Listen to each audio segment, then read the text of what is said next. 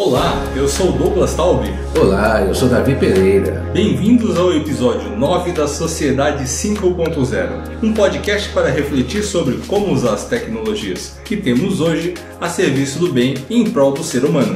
E uma temporada inteira já se passou, hein, seu Douglas? Quando começamos, tínhamos a proposta de compartilhar esse conteúdo tão interessante, mas não encontrávamos referência em português no Brasil. Pesquisamos bastante e existia um artigo ou outro numa mídia ou num site específico, mas pouquíssimo conteúdo em português. Exatamente. E como a proposta de Sociedade 5.0 é não só bonita e passa longe de ser utópica, porque no Japão isso já é praticado desde 2016, considerando a situação econômica, política do Brasil, eu acho que é uma mensagem positiva em relação ao futuro que a gente precisava compartilhar com as pessoas. Na trajetória da busca desse conteúdo, a gente acabou encontrando gente fantástica, entrevistamos pessoas maravilhosas, pessoas que a gente nunca pensou que a gente ia conversar ou ter o contato, e como o tema é apaixonante, as pessoas se prontificaram em falar conosco, encontramos muita generosidade nesse primeiro ano de podcast. E essa foi uma grata surpresa, porque de fato nós começamos esse projeto como um hobby e já atingimos mais de 1000 audições. Nós tivemos entrevistados fantásticos, com certeza vale a pena mencioná-los aqui, começando pelo Marco Carvalho, por ter compartilhado a sua visão sobre educação. Obrigado também, Reinaldo Lorenzato, pela visão no uso de tecnologia na agricultura. Não podemos esquecer do Marco Vaz, pelas lições sobre cidades inteligentes. Fantástico. Nossa gratidão, Flávio Tavares, pela visão de humanidade ao falar sobre mobilidade. Sem falar do André Cavalli, pela síntese do IT Forum X e pela sua visão de Eu 5.0. Felipe Novak, muito obrigado por compartilhar conosco o fantástico projeto social que é o Instituto CEO do Futuro. E também não poderíamos deixar de agradecer a vocês, os nossos ouvintes, que permitiram que passássemos de mais de 1000 audições no nosso podcast apenas nessa primeira temporada. Sem contar as centenas de pessoas conectadas com o Facebook e o nosso grupo no Telegram, onde os ouvintes estão também contribuindo com um conteúdo bem interessante. A gente agradece muito os comentários, as mensagens de apoio ao projeto, isso nos ajuda bastante a seguir em frente. E neste episódio, que encerra a nossa primeira temporada, nosso agradecimento ao Vinícius e Sandro por este presente de encerramento para os nossos ouvintes. Vamos falar de tecnologia e medicina. Vamos à pauta de hoje.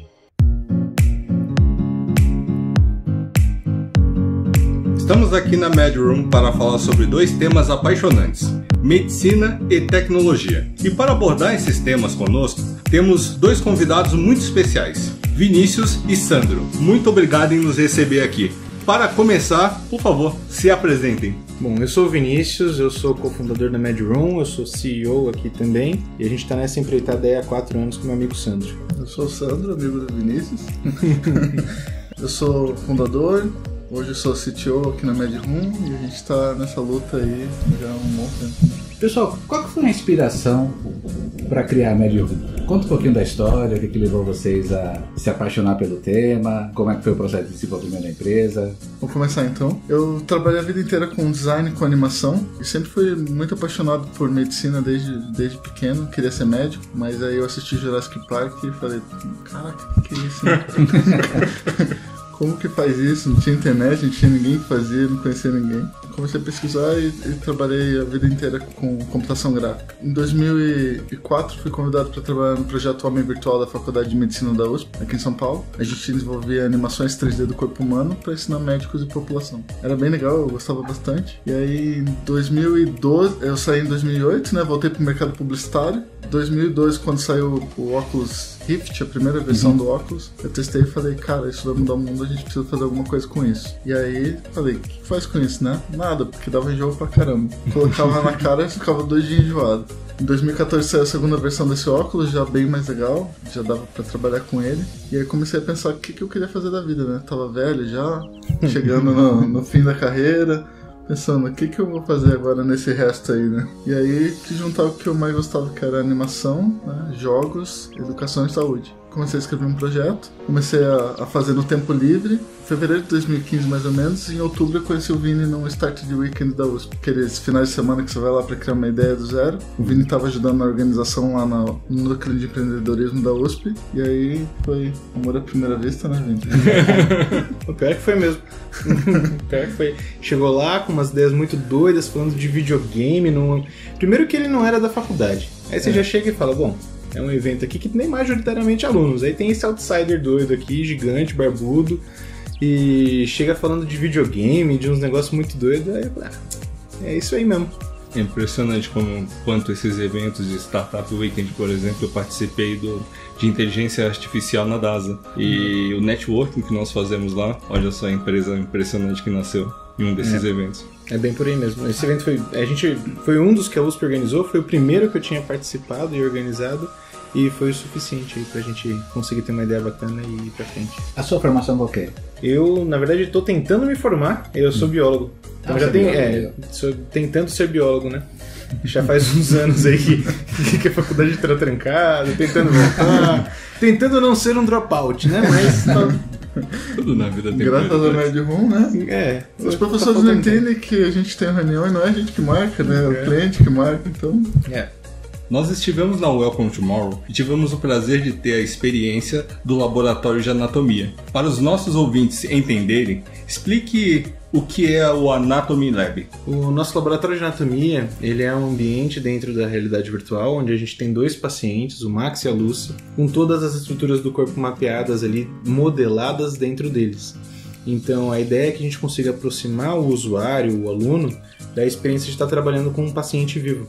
Então a gente sempre preza para trazer o máximo possível de realismo para a peça que está sendo trabalhada. Então nosso coração ele tem que se parecer o máximo possível com o coração de verdade, por isso inclusive ele bate, né? Então ainda na ideia do ser real e ser vivo, a gente tenta sempre trazer os aspectos que vão deixar isso o mais próximo possível do aluno. E somado a isso, uma série de ferramentas que permitam que a gente navegue nesse corpo, que a gente realmente explore, faça uma dissecação, coisas que já vão entrando para um lado mais didático mesmo, para poder ter uso em sala de aula e coisas do gênero. Não, bacana. Ô Vinícius, quanto tempo demorou o projeto entre a concepção, né, entre o Sandro e você terem a ideia e ele ficar de um ponto de vista de MVP aí, de pronto para mostrar para o mercado? Na verdade a gente passou 2016 inteiro prototipando.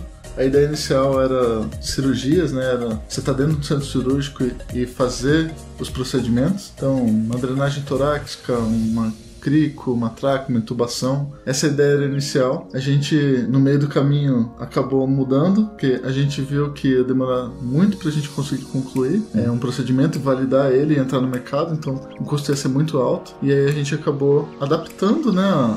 Pivotando, literalmente. O laboratório de anatomia ele era um recurso dentro do centro cirúrgico. Então eu tinha uma dúvida sobre alguma estrutura, alguma parte do corpo, eu puxava esse laboratório, estudava e aí eu voltava para o procedimento. Isso já tinha muito valor para o mercado, né? Quando a gente conversava com as faculdades, com os médicos, com os professores, isso já tinha muito valor. E a gente decidiu começar por aí porque a gente já teria o corpo completo, validado, e tudo que a gente fosse fazer depois disso fazia mais sentido na trajetória. A gente começou esse trabalho, passou 2016 prototipando bastante coisa, 2017 apresentando para cliente, investidor. Foi no finalzinho de 2017 que a gente teve uma reunião bem crítica com a Faculdade de Medicina do Einstein, os professores, na verdade o pessoal da educação, e lá eles foram bem duros assim com as ideias que a gente estava propondo. Então era meio que a decisão entre ser um joguinho e ser uma ferramenta de verdade. Foi nessa ideia que a gente falou, não, então beleza, então vamos usar a cabeça, vamos fazer esse desenvolvimento ser mais natural, conseguir provar o valor da tecnologia de forma mais simples, ter entregáveis anteriores. E aí de dezembro de 2017 a maio de 2018 a gente fez o desenvolvimento do nosso MVP,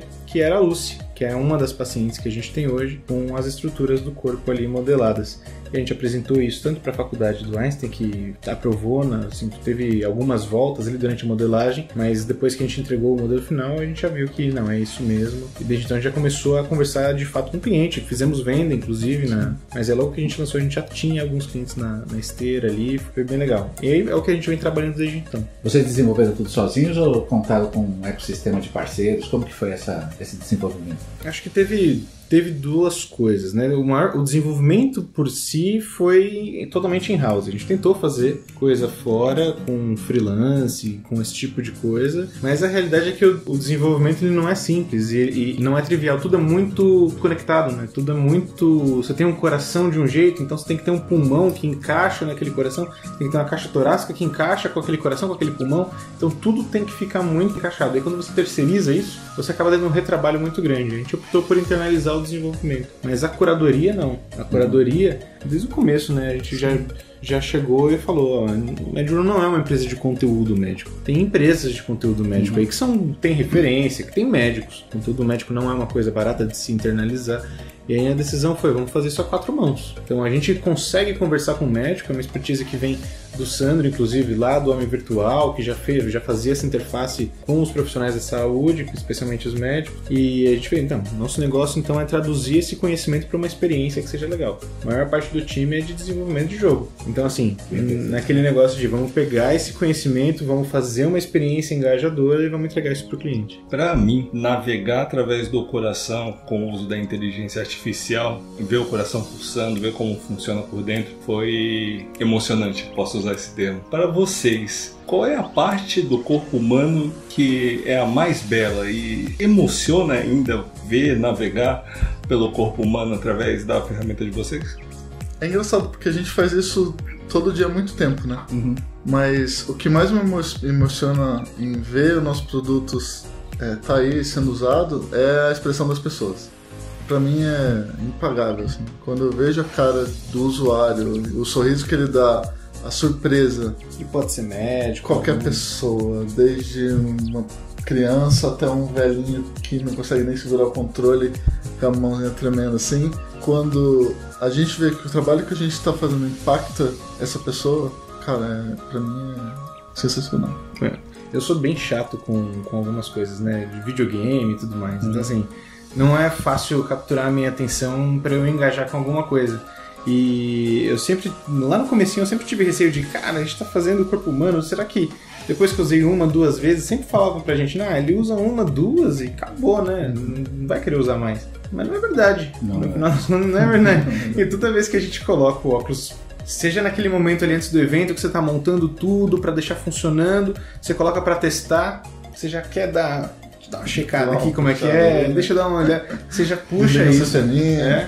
E assim, claro que essa parte de ver o impacto do trabalho é com certeza o mais incrível, você vê o trabalho que você está se esforçando tanto para construir, tendo um impacto em quem precisa ter, mas assim, o produto em si ainda me encanta bastante, não só as possibilidades que ele traz, mas o que a gente já tem. Eu acho que assim, algumas coisas diferentes das outras, por exemplo, o coração, maravilhoso, é um trabalho de arte fantástico, é uma coisa que você olha e você fala, cara, isso daqui é surreal.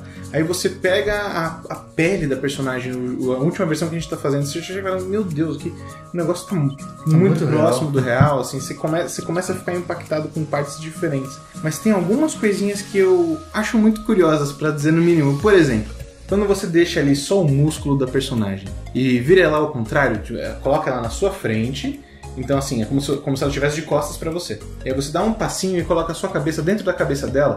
E você vê a abertura dos olhos dela entre os músculos ali, numa posição que você fala, cara, eu sou assim. Se eu estivesse me olhando, eu me veria assim. E é um tipo de visualização que a gente não tem em nenhum outro lugar. Eu acho isso muito legal. Eu lembro a primeira vez, na primeira demo que o Sandro me mostrou lá, uma das coisas que eu achei muito louca era, se eu pegar um pulmão e virar ele ao contrário, é uma visão que eu nunca vi, nem na biologia, do órgão. Eu pego uma traqueia e vejo a abertura dela de costas, buga minha mente, assim, sabe? É muito interessante, porque são posições, são coisas que a gente não tem contato no dia a dia e que, não importa quantas vezes eu olho, eu me impressiono. A gente tá comemorando 500 anos aí de Leonardo da Vinci, né? Eu acho que se ele tivesse a oportunidade de fazer essa simulação que vocês fazem aqui, ia ser uma coisa sensacional. E uma ficha que eu vi que caiu depois que eu usei a ferramenta de vocês foi que nós estamos numa época onde estamos recebendo uma série de incentivos para nos conhecer melhor. E essa ferramenta possibilita de fato a pessoa se conhecer melhor, ter uma ideia do que acontece, ela conseguir traduzir as sensações que ela tem no corpo e visualizar, putz, pode ser uma reação desse músculo, é realmente único a experiência. Parabéns. Obrigado. É muito legal quando as pessoas têm... Todo mundo que vai olhar sente alguma dor ou tem algum problema e ela fala, eu quero ver meu joelho. Aí ela vai lá, deixa gigante, olha, eu tô com um problema aqui nesse ligamento. Quebrei, costela, não sei o quê. Essa comparação é muito legal, né? Esse empoderamento da pessoa conseguir se conhecer por dentro é muito legal. Teve um evento que a gente fez, todos juntos contra o câncer, e a gente fez uma experiência especial para esse evento, que é modelar a patologia. E aí a gente fez tanto câncer de mama quanto de próstata dentro do laboratório de anatomia, com alguns estágios ali de evolução do câncer. Eu não estava lá, mas o Sandro tem alguns relatos aí, né? Pra mim foi bem impactante, assim, porque... Eu imagino. As pessoas não conhecem o que acontece com o corpo dela, que a gente comentou um pouco atrás. E aí a pessoa vem e olha e fala, eu tenho isso, eu tenho esse câncer nesse estágio. Ou minha mãe morreu há um mês com esse câncer. É muito impactante, assim, é bem pesado, sabe? Mas é uma experiência reveladora, assim. Pra mim foi muito difícil esse evento. Eu já tive alguns casos, né, na família, e quando a pessoa pega o corpo, ela olha e você vê uma lágrima escorrendo no olho dela, assim, é forte, assim, sabe? A sensação. De câncer de mama, assim, foi bem mais pesado emocionalmente, porque as mulheres... É muito, muito relato, né? Acontece demais. E uma coisa muito curiosa que aconteceu foi... Do câncer de próstata, quando a gente mostrava e os homens vinham, a gente contou e uma média de 7 em cada 10 nem sabiam onde era a próstata. Eu não tinha ideia do que era, de onde era. Então, só essa parte de você informar, da pessoa se conhecer por dentro, se a gente conseguir fazer uma mudança dela...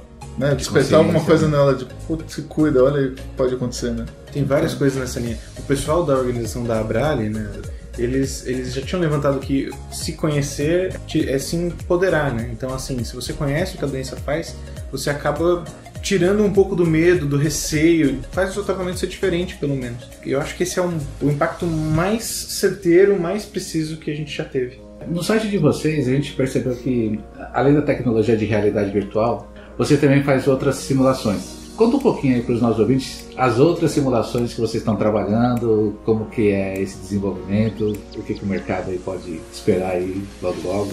A gente tem uma ideia de conseguir trabalhar a educação em saúde em pelo menos 3 grandes pilares. A anatomia é uma delas, a fisiologia é outra e o raciocínio clínico é uma terceira. Então, encarando a anatomia assim, do ponto de vista técnico como forma, fisiologia como função e o raciocínio clínico como as variações, as aplicações práticas do conhecimento, as patologias, a gente já conseguiu pelo menos uma coisa, né? A anatomia foi o primeiro passo que a gente deu.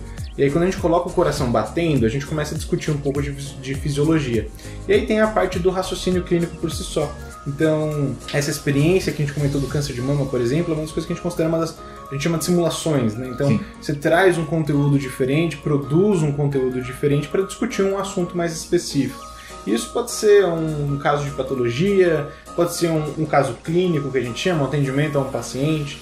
A gente fez um atendimento, uma simulação de esporte básico à vida, onde você tem que performar ali a massagem cardiorrespiratória num atleta que cai no meio da pista, tem que usar o desfibrilador externo automático, enfim, você faz uma série ali de também é passo a passo, também com VR. E a gente tem uma visão bem clara de VR, mas é experiência. Por que a gente usa VR? Né? É uma coisa que é muito é a melhor forma de entregar a mensagem que a gente tem hoje. Então é uma tecnologia que permite que a gente entregue uma mensagem. Mas de acordo com a mensagem, talvez ele não seja a melhor forma de entregar. Então, uma das coisas que o VR não tem é o feedback áptico. Então você não consegue sentir de fato. Para essa experiência a gente fez um sensor de ultrassom que media o ritmo e a profundidade de uma compressão em um boneco de RCP. Nossa. E aí você faz a compressão no boneco, mas ele está, na verdade, calibrado com um personagem virtual. Então você está com o óculos, está vendo o personagem vindo na sua direção, caindo no chão, e quando você faz a massagem, você sente o boneco. E o resultado do seu esforço, a gente passa em tempo real para dentro do jogo. E aí você consegue fazer essa comunicação em feedback em tempo real. É legal que a cada compressão que você faz, ele vai te falando, tá muito forte, tá muito fraco, tá muito rápido, tá muito devagar. E se você continua fazendo muito fraco, ele vai deixa transparente o nosso personagem e mostra, ó, não tá indo sangue pro cérebro, você tá fazendo muito fraco. Chega nesse nível de detalhe, Sim. de mostrar o que acontece dentro do corpo Sim. também, não é só o externo. Então, a gente tá muito forte, pode quebrar uma costela, pode fraturar o externo, pode fazer uma lesão no coração. Então, você tá fazendo compressões muito boas, segue o ritmo. Assim, né? É legal que você vai ajustando a força, a velocidade em tempo real e vai entendendo, né, sua memória muscular ali vai se ajustando para você saber o que tem que fazer. No site de vocês também tem menção a um caso de dengue. Explique para os nossos ouvintes como foi o desenvolvimento desse case. O caso de dengue, a gente tem muita demanda no mercado de precisamos de um caso clínico, né? O caso clínico é a bola da vez aí das faculdades. Aqui tem faculdade que faz num papel, né? Um roteirinho ali, passo a passo de uma historinha que acontece com o paciente, até num centro de simulação realística com atores, onde vêm e performam alguma situação, né, para estimular o raciocínio clínico dos estudantes. E aí a gente quis fazer como que era a nossa visão do caso clínico. A gente não queria fazer de uma forma avaliativa, sim, a gente queria pegar na mão do estudante e falar, vamos por aqui, passo a passo é esse, se você acertar eu vou te falar por que você acertou, se você errar eu vou te falar por que você errou. Então a gente desenvolveu um caso de dengue, onde tem uma paciente que é a Gisele, ela entra no consultório, você conversa com ela, então você consegue fazer perguntas para ela, como que ela está sentindo, quando que ela começou a sentir febre, náusea, isso vai conversando com ela, depois você passa por uma parte de exame físico. Então você vai fazer a ausculta do coração dela, você vai medir a pressão, a temperatura, e depois a gente vai para uma parte de raciocínio clínico, né, de tomada de decisão, onde você tem enquadrar ela dentro de um grupo de risco, vai mandar ela para casa ou vai internar. Então cada etapa, cada decisão que você toma vai te dando um caminho ali pela história desse paciente, né? E uma pergunta, que hospitais e que universidades ou escolas já estão usando a tecnologia de vocês? No Brasil são 7, a gente está indo para o 8º agora, literalmente agora. No Brasil são a FPS no Recife, a Faminas lá em Minas Gerais. Aqui em São Paulo tem a Unifesp, que já tem estações instaladas. O Einstein também tem a Faculdade de Medicina do Einstein. A São Leopoldo Mandique, tem a Unicelva no Mato Grosso. A gente acabou de fechar com a Estácio. Eles vão montar legal, 2 laboratórios de realidade virtual lá e no Rio de Janeiro. Tem os 2 laboratórios lá na cidade do Rio de Janeiro. A gente está fechando uma parceria grande também com uma farmacêutica, a MERS, que é para simulação de aplicação de toxina botulínica e preenchimento facial. Eles vão montar um centro de treinamento aqui no Brasil, vai ser o primeiro centro deles no mundo de treinamento. Vai ser no Brasil e vai ser com VR. Tem bastante coisa acontecendo. Tem um pipeline agora no final do ano, está tendo bastante demanda de demonstração, de conversa, de proposta comercial. Pode ser que em 2020, aí, nas próximas semanas, esse número praticamente dobre. Alguém do governo já bateu na porta de vocês aqui para usar isso de uma forma um pouco mais massiva? A gente não foi atrás também, né? Então, até pela experiência que a gente tem tido aí com algumas faculdades públicas, é outro timing, né? Então, certo ou errado, não convém, mas o tempo deles é diferente do tempo da startup. O tempo da empresa, da indústria privada, já é bem diferente do nosso. Não, enquanto a gente resolve o negócio em semanas, proposta comercial fica lá meses. Tem conversas que duram um ano para fechar alguma coisa. Quando a gente resolve aqui, em 2, 3 dias, a gente consegue fazer uma feature inteira. Em menos de um mês a gente implementa um laboratório, então... Menos de um mês. O timing é bem diferente, assim, né? Além das aplicações já mencionadas, quais outras possibilidades de aplicações vocês enxergam para esse tipo de tecnologia, independente se da empresa de vocês ou de outras startups pelo mundo? Quais esperanças nós podemos trazer para os nossos ouvintes de uso de tecnologia na área de medicina? Tem muita aplicação em muita área diferente, né? Então, Talvez se a gente conseguir segmentar em pelo menos 3 grandes áreas, assim, entretenimento com certeza, engenharia, então toda essa parte de treinamento técnico, varejo, tem bastante coisa vindo também. E, lógico, saúde. Educação, né? Educação em geral. Eu acho que educação, no geral, é o grande drive, eu acho, da tecnologia aí, pelo menos para a gente pensando em corporate, né? Em educação corporativa. Saúde, a gente acredita também que tem muito campo, tem uma área gigantesca ainda para ser explorada. Falando especificamente de saúde, de vertentes assim possíveis de realidade virtual dentro da saúde, a educação básica, né, da graduação, dos cursos de saúde, que é uma coisa que a gente já está trabalhando hoje, é um ponto, mas não fica só aí, né? O treinamento ele pode vir para o corporativo também, já é possível escalar bastante a tecnologia. Então, assim, dada que é uma simulação, que é uma coisa hands-on, comparado com o que se tem, né, com outros simuladores, tem simuladores que custam R$800 mil para cima. A gente está falando de uma escala de valor muito diferente, muito diferente. Então é uma escalabilidade muito atrativa para governo, por exemplo. Então é uma coisa que pode vir a ajudar em vários ramos, ainda falando, né, de treinamento, mas tem, por exemplo, esse treinamento ele vai se mesclando com outras áreas, por exemplo, diagnóstico. Você pega um exame de imagem, uma tomografia, uma ressonância, pega aquilo, joga para um 3D dentro da realidade virtual, você já tem uma experiência diferente de diagnóstico, você tem uma experiência diferente de treinamento pré-cirúrgico. A gente tem uma iniciativa que a gente está tentando aprovar um PIP na FAPESP, né? Tem um grant governamental para fazer uma pesquisa que é usar esse modelo virtual 3D que a gente coloca no VR para fazer automação de processo cirúrgico. Então tem um pouquinho aí, vamos entrar um pouquinho mais em inteligência artificial nesse momento, machine learning, fazer alguns caminhos aí para a construção de explorar, não necessariamente a realidade virtual, porque a realidade virtual no final das contas é só um meio pelo qual a gente interage com o virtual, certo? Então, assim, pensando na virtualização dos processos como um todo, essa parte visual, essa parte 3D, de computação gráfica, a gente quer explorar o que ela tem a oferecer para essas áreas, tipo planejamento cirúrgico e automação. Vocês estão com uma tecnologia assim, fantástica. Realmente é uma coisa inovadora, disruptiva. Eu, particularmente, sou da área de tecnologia, trabalho com isso há anos e anos e fico impressionado com o que vocês conseguiram desenvolver em 3 anos. Realmente é uma coisa fantástica. Qual que é a dificuldade que vocês veem hoje como empresários de adotar isso numa velocidade um pouco maior? A gente está enfrentando algumas barreiras, mas assim, a maior delas é tempo. Porque O time das organizações. Não só o timing das organizações, mas assim, as coisas elas precisam de tempo para acontecer. Dependendo do que for, você não consegue simplesmente forçar a barra, sabe? Se eu preciso de uma mudança de cultura, de uma população, eu preciso que o médico interaja mais com tecnologia, eu preciso que o aluno tenha acesso. Então tem várias coisas que estão acontecendo, elas levam tempo para acontecer. Não sei o quanto isso é possível de ser acelerado.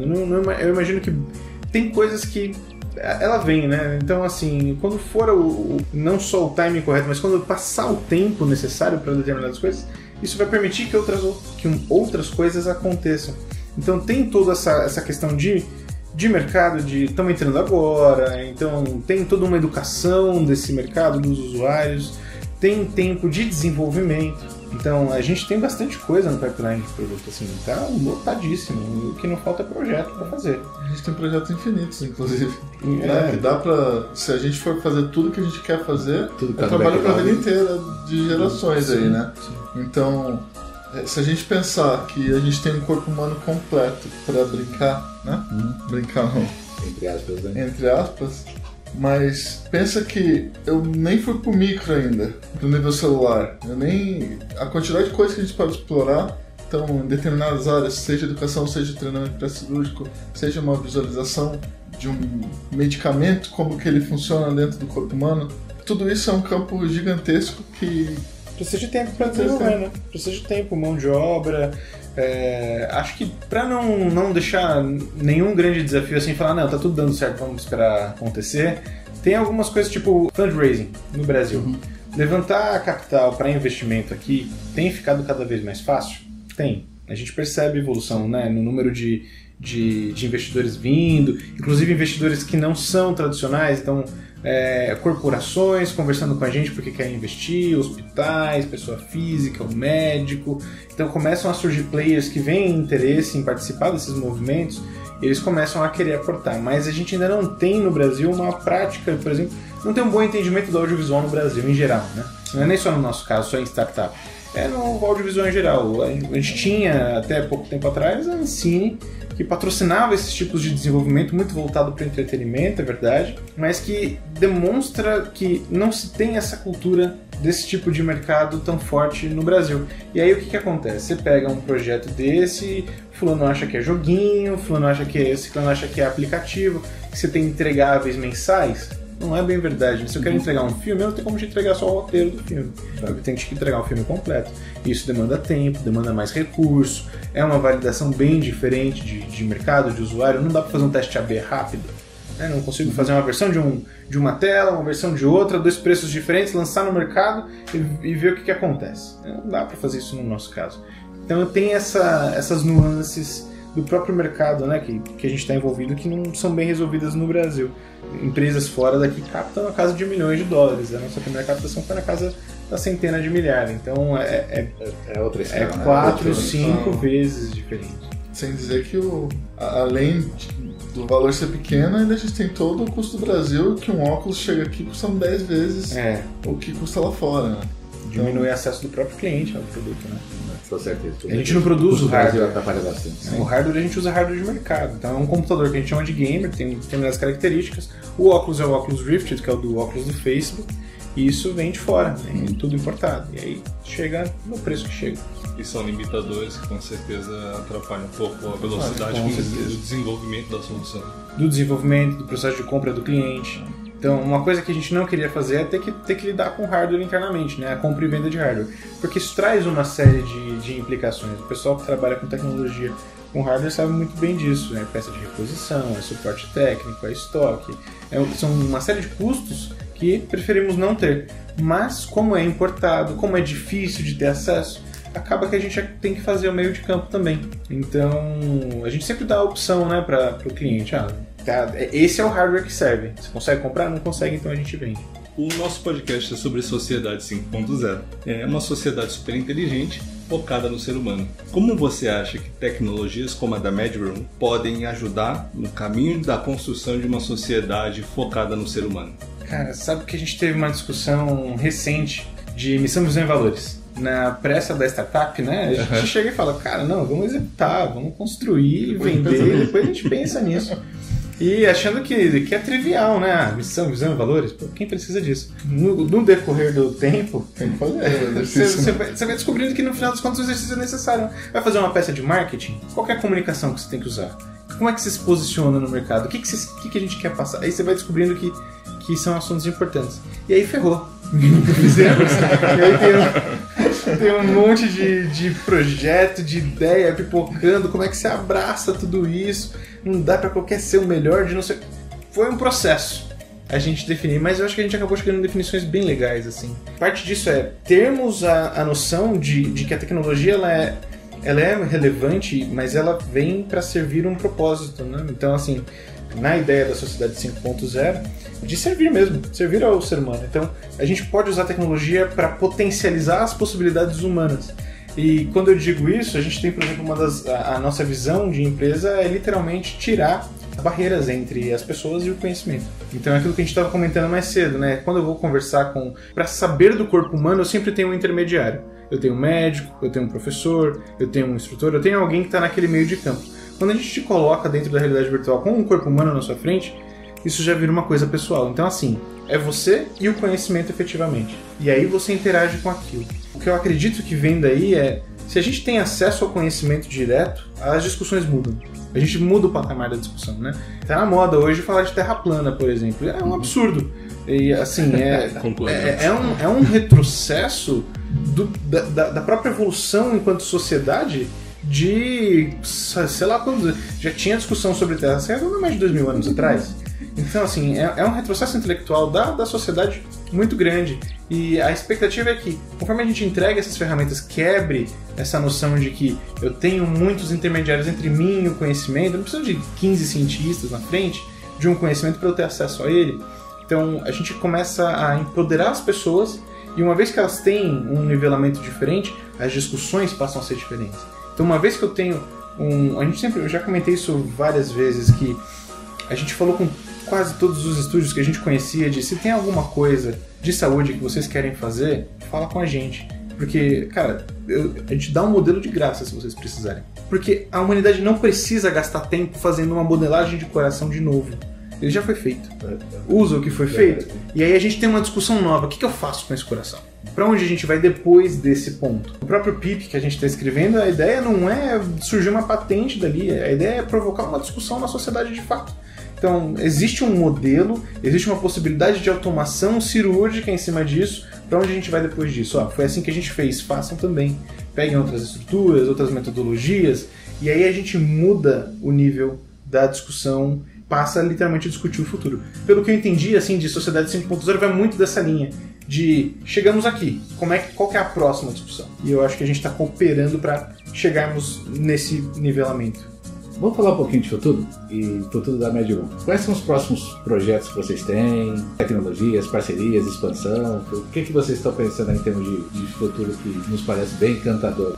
Pra gente, é como que a gente escala o que a gente está fazendo, né? Então hoje a gente está construindo um produto que é super incrível, mas que ele está limitado à faculdade e ao aluno conseguir acessar essa faculdade.